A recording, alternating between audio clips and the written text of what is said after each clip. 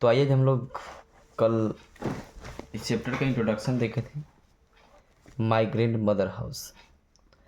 आज हम इसका पोएम का लाइन बाय लाइन एक्सप्लेन देखते हैं।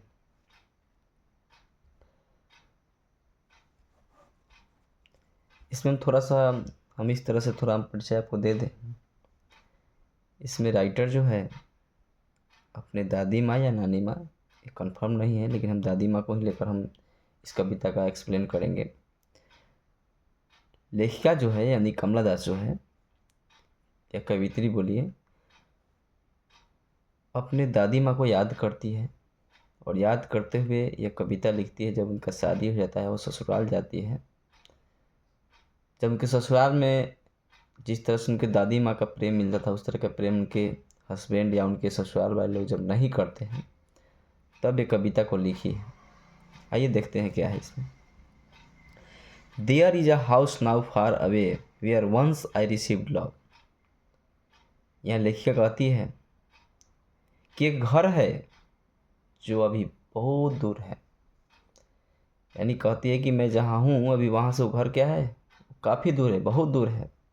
आई रिसीव्ड लव, जहाँ मुझे, वेयर मिस जहाँ, वंस मिस कभी के सेंस में लीजिए, जहाँ मुझे कभी प्यार मिलता था या मैं प्यार पाती थी। डैट वुमन डाइड, वो महिला जो मुझसे प्रेम करती थी, जो मुझे प्यार देती थी, वो महिला अब नहीं रही। उस महिला का अब देहांत हो गया है। The house with div into silence, और आगे बताती है विथ डिव इंटू साइलेंस का मतलब सन्नाटे छा जाना। वो घर में जो है, जिस घर में हम बचपन अपना बिताई हूँ, उस घर में अब क्या हो गया है, सन्नाटा छा गया है। कारण क्या है?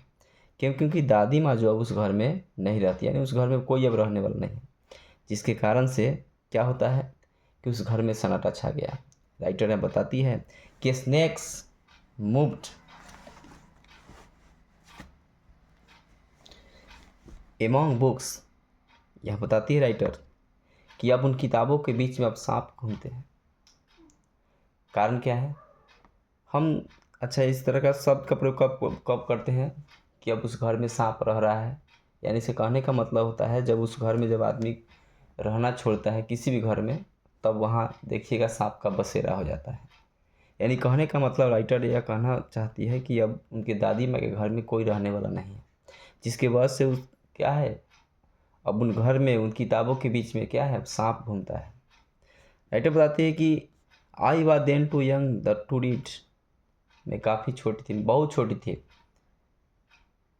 मैं उस किताब को नहीं पढ़ सकती। मैं इतनी छोटी थी क्योंकि मैं उस किताब को नहीं पढ़ सकती थी। And my blood turn cold like the moon, मेरा ब्लड जो है चंद्रमा की तरह ठंडा पड़ गया। राइटर तब की बात बताती है कि राइटर को जब उनकी दादी माँ के बारे में खबर मिलता है कि उनकी दादी माँ मर गई, या जब वो अपने बचपन के जीवन के बारे में जब सोचती है, तो उन्हें काफ़ी दुख होता है और बोलती है कि मेरा खून जो है, मेरा ब्लड जो है चंद्रमा की तरह ठंडा पड़ जाता है। और ऐसा वो इसलिए कहती है, वो काफ़ी दुख में, काफ़ी दर्द में इस बात को व्यक्त की हुई है। How often I think of going, यहाँ राइटर बताती है कि मैंने कितनी बार वहाँ जाने के लिए सोची।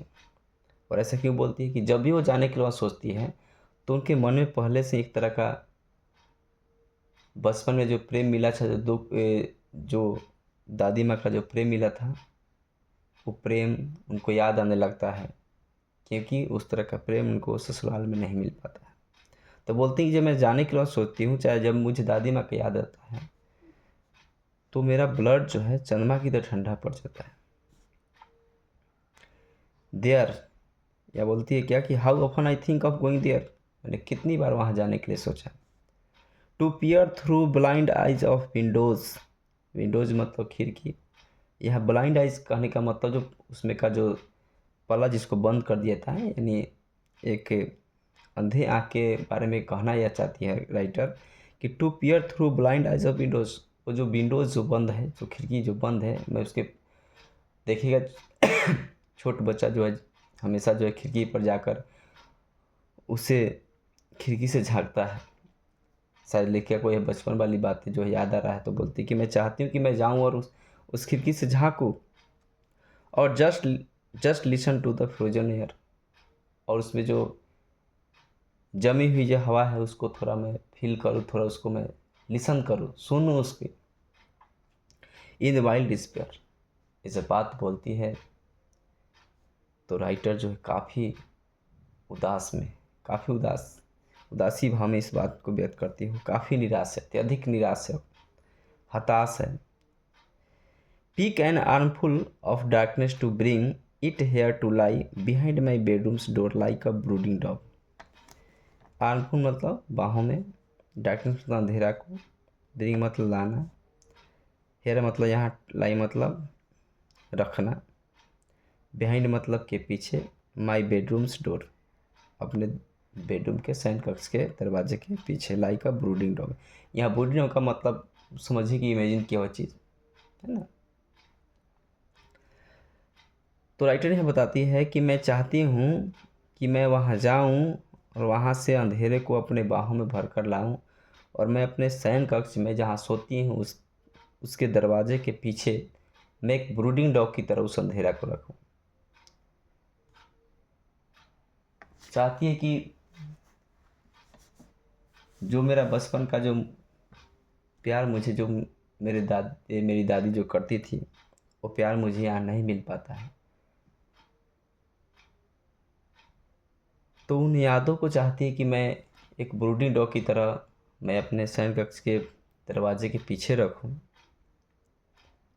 एक इमेजिन किए हुए डॉग, मैंने चिंतित जैसे चिंतन करता है ना आदमी, उस तरह से। राइटर आगे बताती है कि you can not believe darling. यह राइटर जो है या तो रीडर को बोलती है या अपने हस्बैंड को बोल रही है। क्या कहती है कि you can not believe darling, तुम यकीन नहीं कर सकती हो, तो you can not believe darling, तुम विश्वास नहीं कर सकते हो प्रिय, कैन यू, क्या तुम विश्वास कर सकते हो कि that I lived in such a house and was proud and loved. क्या तुम विश्वास कर सकते हो कि मैं ऐसे घरों में रहती थी और मुझे उस घर पर गर्व था, उस घर के लोगों ने मुझे प्रेम करते थे, उस घर से मुझे प्रेम मिला था। I who have lost my way and beg now at strangers door to receive love. लेकिन यहाँ राइटर बताती है, परंतु मैं जो हूँ अब उस रास्ते को खो चुकी हूँ। आज मैं अजनबियों के दरवाजे पर मैं प्रेम का भिक्षा मांग रही हूँ। राइटर यहाँ कहती है कि एक समय था मुझे जो कितना प्रेम मिलता था, लेकिन आज मैं जहाँ आई हूँ वहाँ मुझे कोई प्रेम करने वाला नहीं है। यही कारण है कि लेखिका को उनके बचपन की याद आता है और इस तरह के वाक्य का प्रयोग करती है अपनी कविता में।